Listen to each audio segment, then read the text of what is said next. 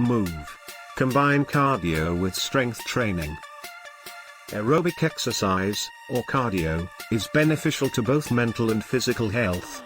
It works especially well on abdominal fat, the dangerous form that accumulates around your organs. Reduced belly fat may improve metabolic health.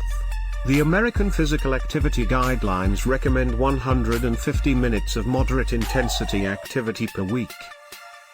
Strength and resistance training are excellent ways to build muscle and enhance body composition.